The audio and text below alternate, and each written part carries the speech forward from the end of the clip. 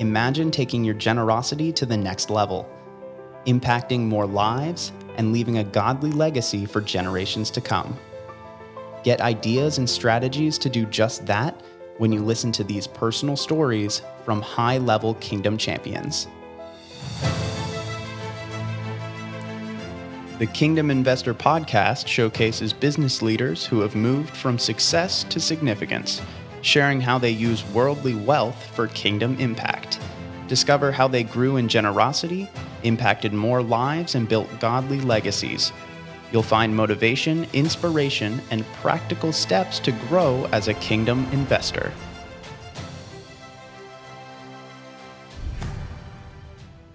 One other quick story, and I'll move on, but example of exposure. Years ago at our church, it was a very mission-based church. We were doing a missions conference. And so a friend of mine who's a doctor, he showed up. He doesn't go to our church. And I was a little surprised. I asked him, what are you doing here? This is typically something like that is where only the most committed people come to. And he shared with me, he said, I have to look for opportunities to hear about what's going on in missions.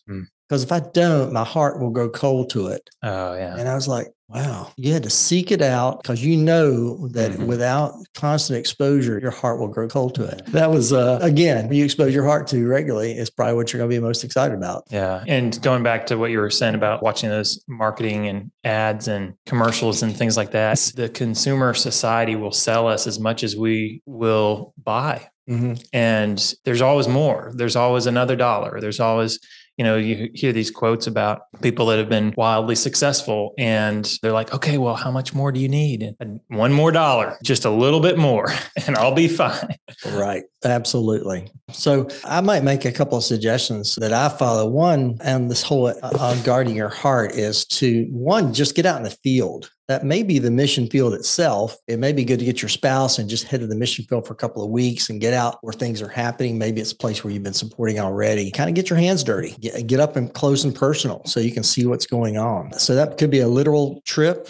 And I would take your spouse to do that. There's no use in getting out there and getting fired up about something and leaving your spouse behind. So it could be a mission trip. If you can't do that, and some people can, it could simply be getting buddies with a missionary or an international worker, someone who's out there doing it. And it's easy to stroke a check or punch a grant button, but to actually get to be good friends with them so you really know what's going on and enter their world. That'd be another way. If you can't go, then get close to someone who is there. And then locally, I would say just find something. It's simply a serving in a soup kitchen or addiction recovery center, or maybe doing the accounting for them, or getting your firm to work with them and take care of their accounting. You start somewhere, you'll figure it out. For me, one of the things that I was involved in for a number of years was the Amachi program through the Lexington Leadership Foundation. It's kind of based on Big Brothers, Big Sisters, but you're mentoring young men who have high risk, often a parent or both parents incarcerated. And their risk of a tough future is very strong. So I was involved with that for 13 years, had a couple of different mentees that I worked with.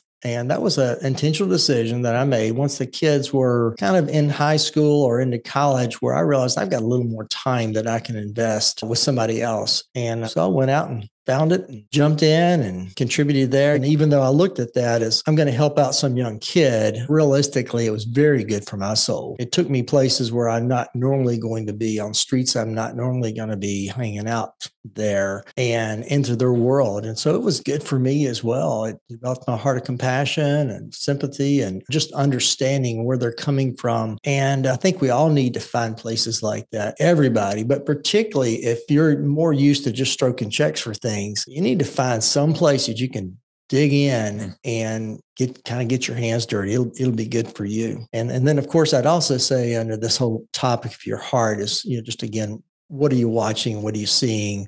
A couple of things that I look at pretty regularly right now. This podcast will probably be one of them. Now that I went back and started looking at your episodes, they're very good. The people, in fact, one of the books I just finished by John Reinhardt was Gospel Patrons, and it was a very inspiring book. And he was on here recently. The National Christian Foundation has their they have a lot of good things going on, but their Saturday 7 articles, always very good. Anything with generous giving, I know it's been highlighted here before. We've been on jogs, we've led jogs, a journey of generosity. I find that it's been very pleasing to help my peers think through these things. It's kind of the gospel and the spiritual life and my entering through the door of finance. So those have been things just practically that I've been involved in that have been helpful. me. Yeah, that's good. That's really, really helpful. So looking at time, talents, and treasure, is there anything else that you want to say about those different categories and how we can really think about investing those in God's kingdom? I can tell you our story a little bit. We give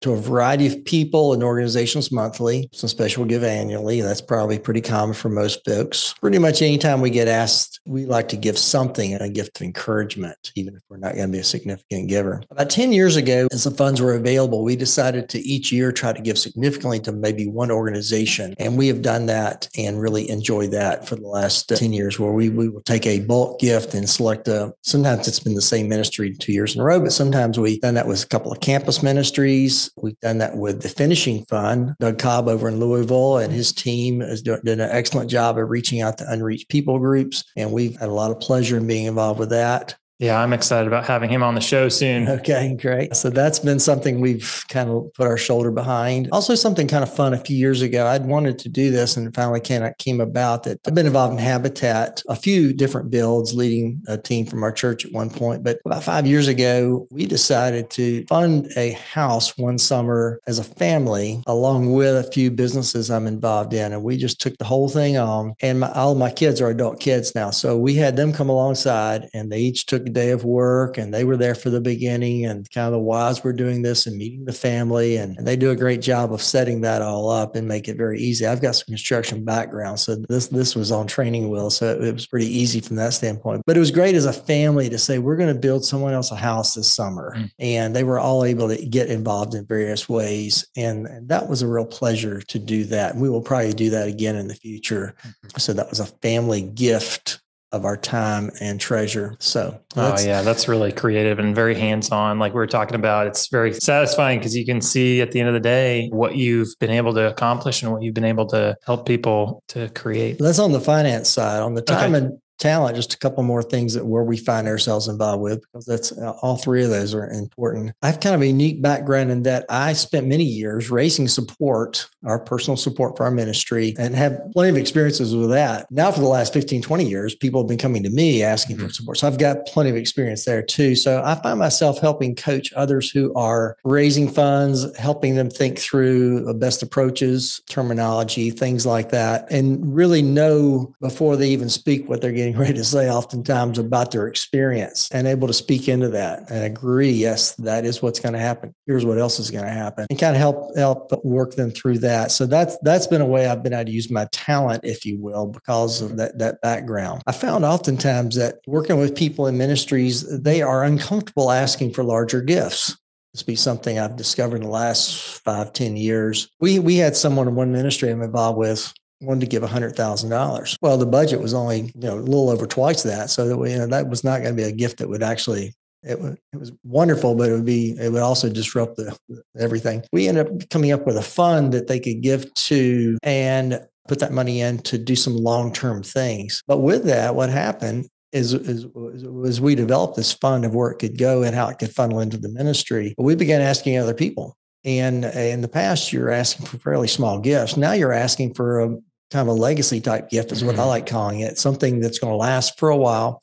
Well, we end up raising $800,000 for the ministry for a fund that is still producing results. It's been a great fund, but people aren't used to. There's people out there, and there's I talk to people in the real estate world, and they say there's a lot of money floating around out there, and it's like, yes, there is. There's amazing amount of money floating around out there, but people need to be asked to do bigger things, and they will step to the plate when they're asking. That's something sometimes people in the nonprofit world aren't aware of. They're sheepish to ask for $1,000 when these people could give $100,000 if you ask them for the right thing. They would step up and give more general. So I've been kind of coaching some nonprofit people on that. I was very proud of one of the campus ministries building a new building down here at UK. I've raised about $12 million, and early on talking with them about, you've got something here people are going to give to, and you need to be aggressive and go out there and ask them. And they've had some people step up in big ways. Yeah. On that same note, there's some things I find myself as a giver to the underdog. I think this partly comes because I've been around around it so much through the years. I look at some people and think, you've got a great cause, you've got a great constituency who will give to that.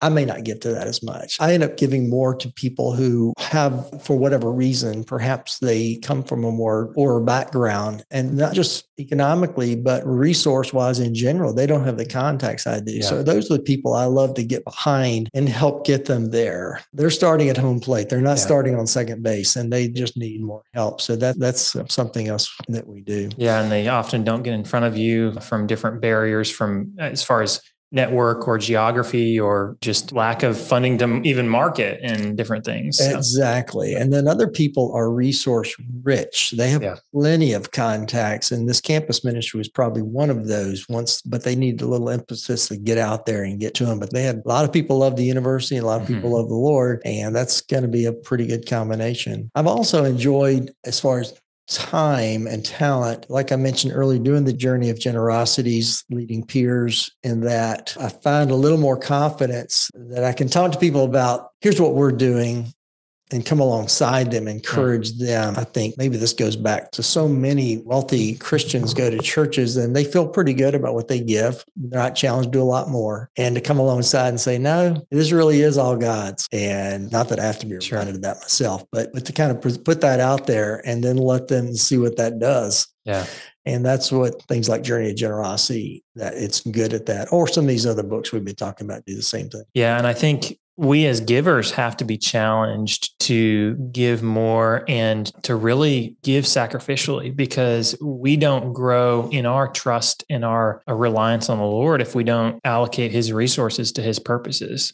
And so I was talking about this in a meeting this morning, but we were talking about how our money really rules our heart, and we find security and we find power and control in money. And the kind of the antidote is to give and be generous and to dethrone money in our lives. And I was reading this passage earlier this morning in Proverbs that talks about this. It says in Proverbs 18, verse 11, it says, "A rich man's wealth is his strong city, and like a high wall in his imagination." And so it talks about in his imagination. But it's so true. Like we think that, if we put enough away for retirement and we make enough money and can provide for ourselves and our families, then we're okay. We're going to eventually get to a place where we think everything's going to be taken care of. But we miss out on living a life of faith and dependency on God. I couldn't agree more.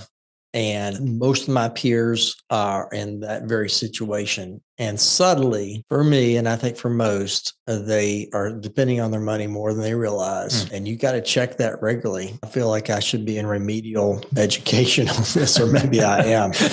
I have to come back and look at those verses and go, yes, that is true. How am I depending on, because money will buy you out of a lot of problems in life. There's no doubt about that. But it won't save your life.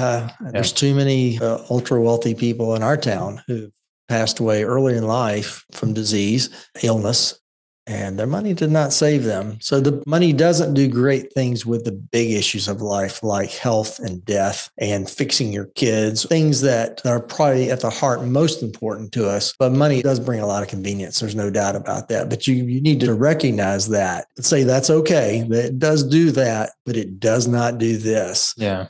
And it's imaginary, or the way that verse read, think in your head, no, you ain't got it. You don't have security. You sure not on the big things. Yeah. So we've been talking about giving a lot, and you have a lot of experience in giving different to ministries and things like that. Is there a particular framework that you use when deciding where to give and who to give with? Because it can be so overwhelming getting asked by so many different people, and you want to help everyone, but of course you can. And so what kind of criteria or thought process have you put behind that? Well, I'm not sure we've done as much as we could. We naturally give towards things that our background would lend towards. So any kind of campus ministry, high school ministry, that's almost a given.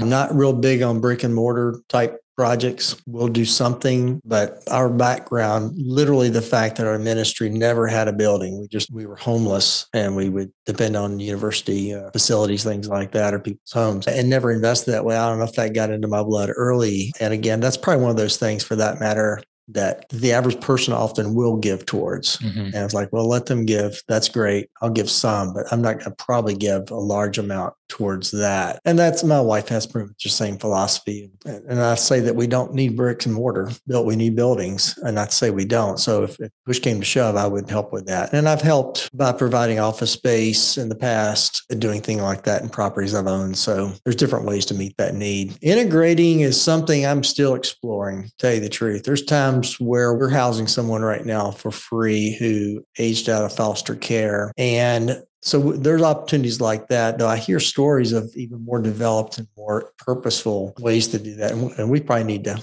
just investigate and work further at that. But just in summary, though, that we have some criteria that's almost unwritten that kind of clicks through our head. And we do like to, and when people ask, we try to give to everything at least something to encourage them, because anything that we're encouraged by, we may not feel like this is directly in line with where we're going. Right. So. Yeah. So in summary for this episode, one of our last questions is, what is something that God is teaching you this season? Is there something that He's put on your heart, or a word or a scripture that you've been meditating on or processing through? Nothing more than maybe 1 Timothy 6. I've been reading back through that talks fairly similar to the verse you read there about where people are really going to end up. And there, I'll paraphrasing, it says, you're going to die. Someone else is going to end up with everything you have, basically.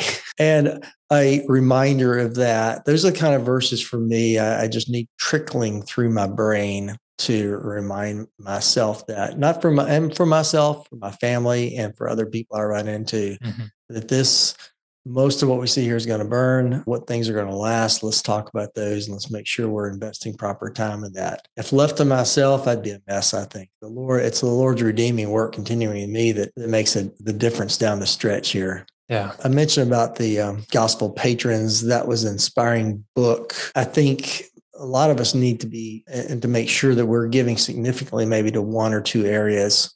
You get asked a variety of things. Yeah. Where can I hone in? That's what I mentioned about getting your hands dirty. Maybe there's an area that you need to get your hands dirty and just really lean in on that one, because you'll be able to make more effect than a shotgun approach. Right. Yeah, that's good. And I think there was one missional leader who talked about really focusing on one area and kind of compounding that impact through focusing on one area. So that's really good. Dave, I really appreciate you coming on this show. This has been really good, really informative.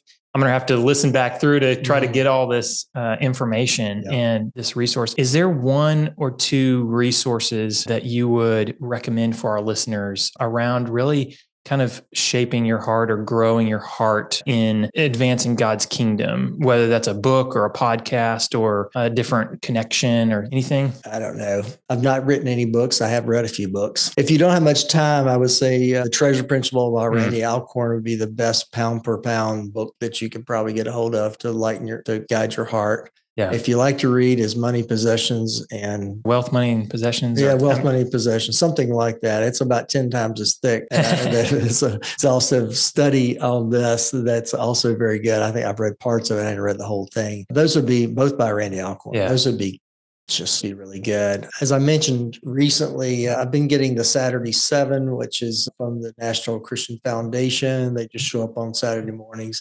I usually read through or listen to some of those articles. For me, it's good, kind of a drip principle, if you will. On a regular basis, I'm hearing from people, hearing their stories. I don't get tired of hearing people's changed life stories, both as they come to the Lord or when they've surrendered an area, particularly of finance, to the Lord. It's inspiring to me to say, that's where I need to be. I need to do the same thing. Yeah, absolutely. All right, let's pray and we'll close out the show. Okay. God, I thank you and praise you for this time and this opportunity to talk with Dave and really hear his heart and how you've shaped his heart and used him through obedience and just leading and guiding and directing his life. Lord, I thank you for all the life change and the impact that he has had. And I pray that you would continue that you would allow him to keep investing his time, talents, and treasure in your kingdom, and that you would get all of the glory. Lord, I pray for our listeners that they would use these stories and these ideas and they would take them and run, and that you would bless their lives, that you would grow them in their generosity, and help them to impact more people for your kingdom. In your name we pray. Amen. Thank you.